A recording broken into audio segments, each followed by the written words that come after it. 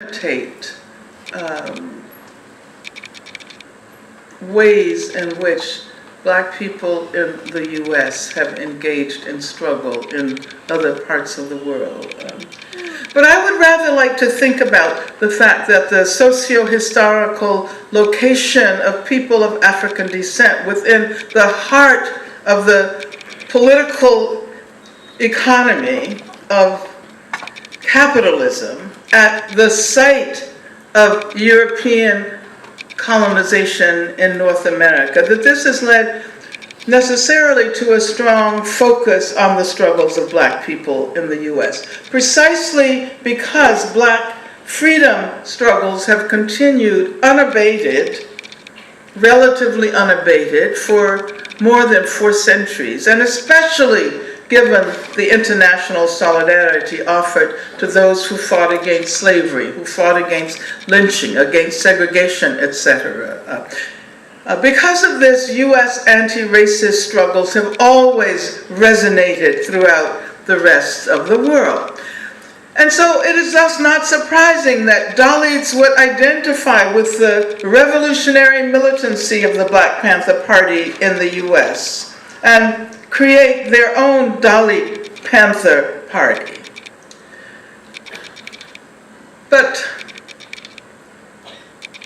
it's also interesting that the Panthers in the U.S., in acknowledging the connection with Dalits in India,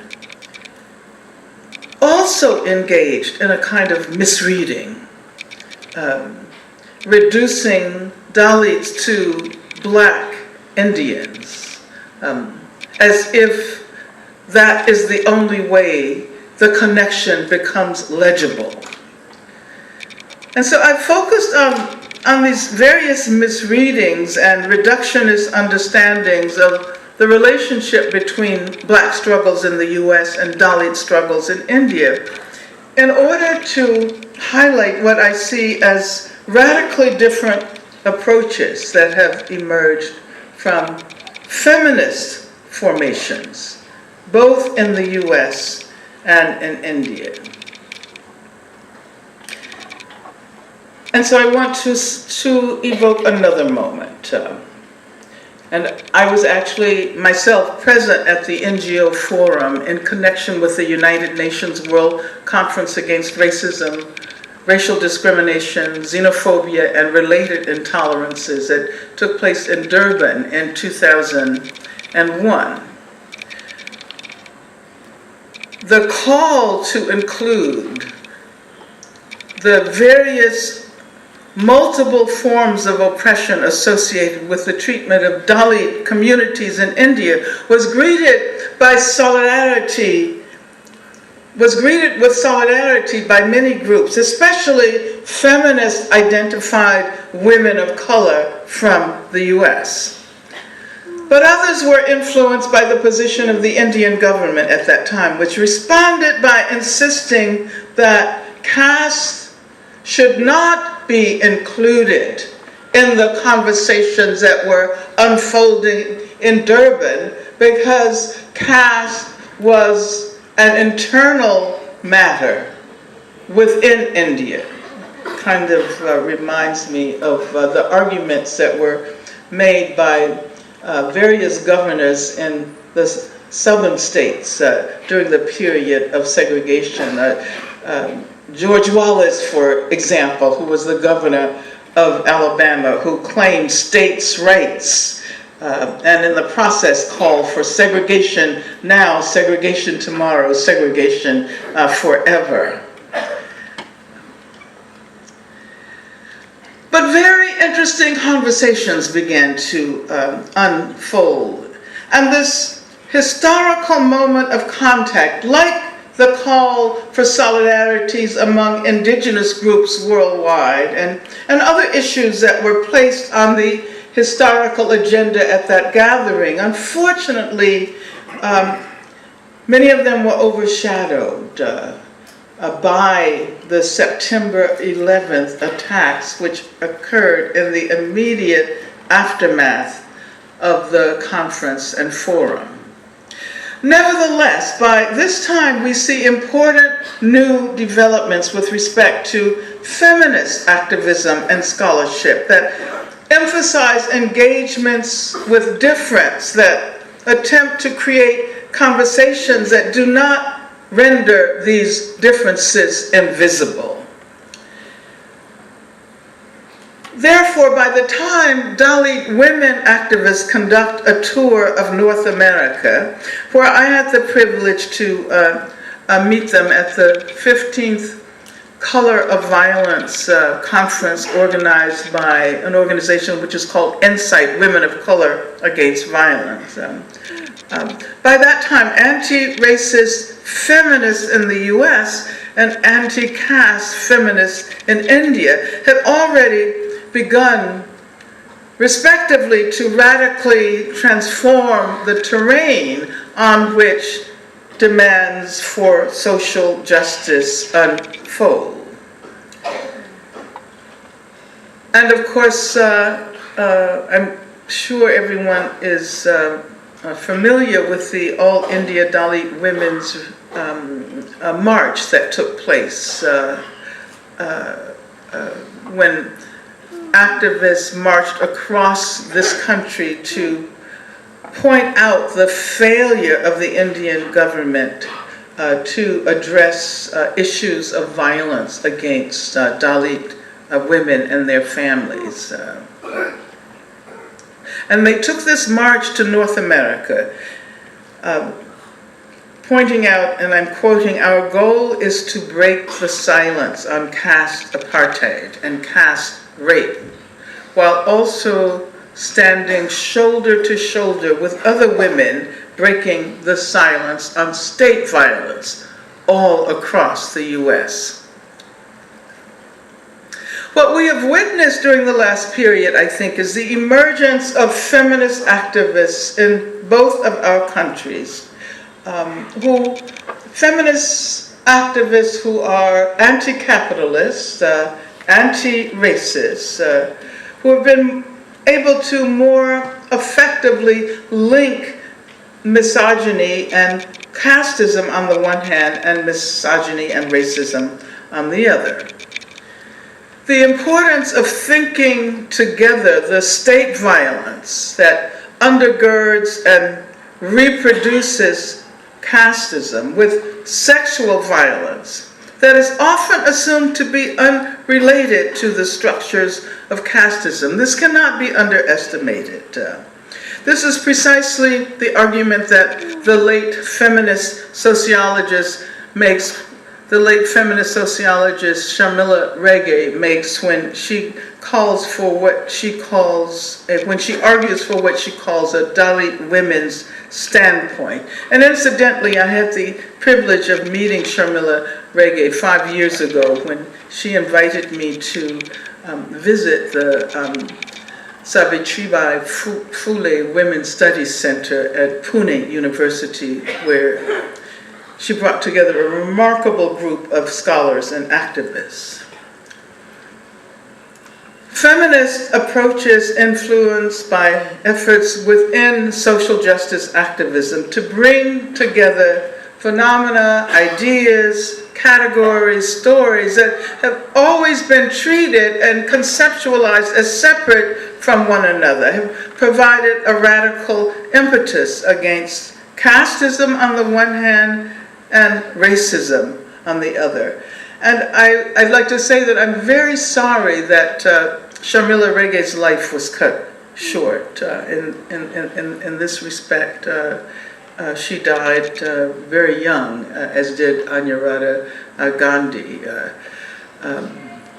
As Mary John and others pointed out in their tribute to her, sociologist, feminist scholar, writer, and activist Sharmila Regge was successful in bringing the structural violence of caste and its linkages with sexuality and labor into the feminist discourse.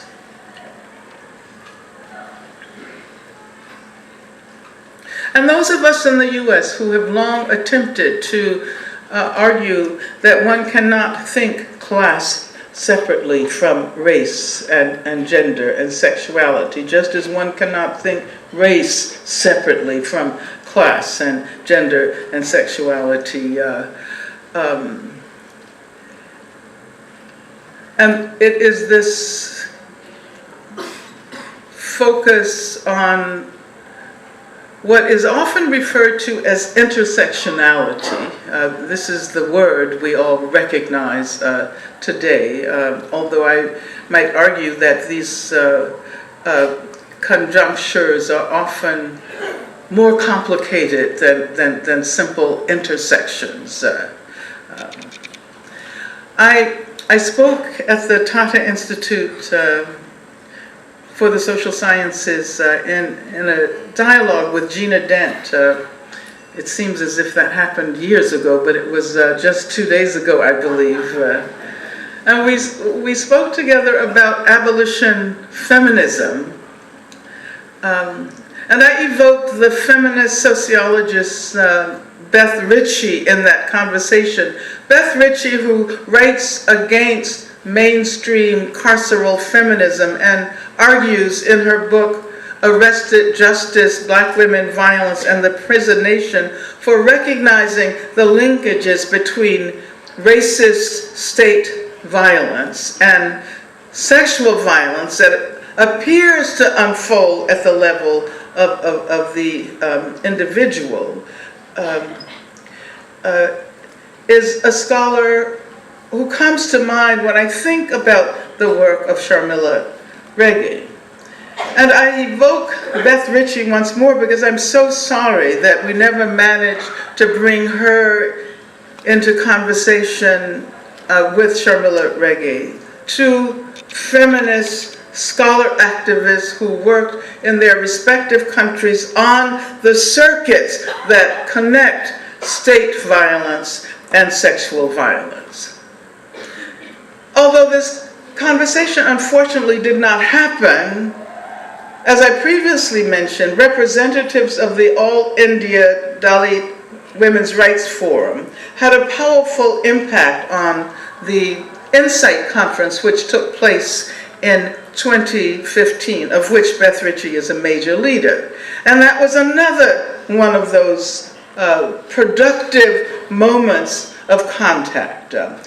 Insight is an organization, according to its own self-description, which is a nationwide network of radical feminists of color working to end violence against women, gender nonconforming, and trans people of color in our communities. Insight brings together scholars, organizers, advocates, activists in a range of social justice struggles, and they emphasize the need for critical dialogue across the usual boundaries. In the most recent phase of radical anti-racist activism, Black Lives Matter has emerged as a sign of militancy at a time when a post-racial era was proclaimed in conjunction with the election of Barack Obama 8 years ago. And as the most recent presidential elections in the US presage a new, more conservative, more restrictive political phase with Donald Trump as the head of state, and even as I say this, I cannot believe what I'm saying.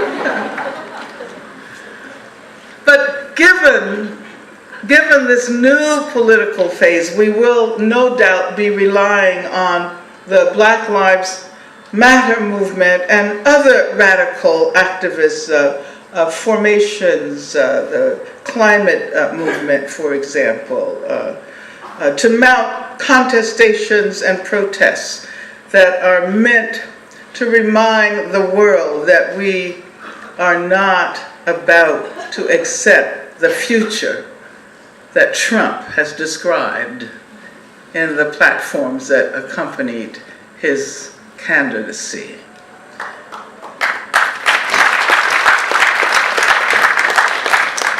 But I want to try to narrate this most recent phase of the Black movement. And I would begin by referring to the response to the killing of Trayvon Martin. And you saw in the first film an allusion to the killing of Trayvon Martin and the failure to hold George Zimmerman accountable for his death. So I would refer to the response to that event and the creation of an organization called Dream Defenders in the state of Florida. And of course, this new surge of activism is accelerated 2 years later by the protests in relation to the killing of Mike Brown in Ferguson, Missouri. As the protests against Trayvon Martin unfolded, 3 Black women activists, and their names were also included in the opening film, Alicia Garza, Opal Tometi, and Patrice Cullors. The 3 of them created the hashtag Black Lives Matter. When the protest in response to the killing of Mike Brown in Ferguson began to unfold, and it was clear that this was a new protracted phenomenon, the 3 of them began to create a membership network under the sign of Black Lives Matter. And today, of course, Black Lives Matter is a hashtag. It remains a hashtag. It is also a network, a membership network, but it's a larger movement as well. And in fact, the movement for Black Lives, MBL, encompasses more than 50 organizations all over the US and Canada. Of course, there have been numerous efforts to dispute the efficacy of the slogan Black Lives Matter by those who argue that a more democratic expression would be all lives matter.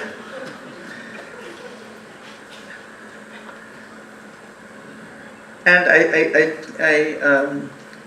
I can't resist the temptation to mention that this was one of the controversies around the candidacy of Hillary Clinton, who had to learn that the call for Black Lives Matter was not a call that excluded others. And as a matter of fact, if you look at the website of Black Lives Matter, you'll see Black Lives Matter, Black Women Matter, Black Girls Matter, Black Gay Lives Matter, Black Bi Lives Matter, Black Boys Matter, Black Queer Lives Matter, Black Men Matter, Black Lesbians Matter, Black Trans Lives Matter, Black Immigrants Matter, Black Incarcerated Lives Matter, Black Differently Abled Lives Matter. Yes, Black Lives Matter. And when Black Lives Matter, that means also that Latino, Asian American, Native American, Muslim, poor, and working class people's, white people's lives matter as well.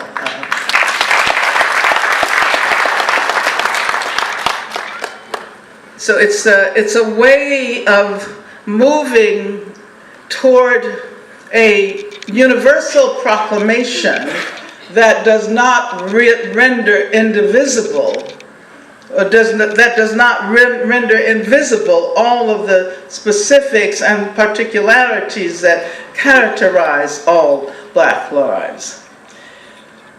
But I would say that although the leadership of the Black Lives Matter is overwhelmingly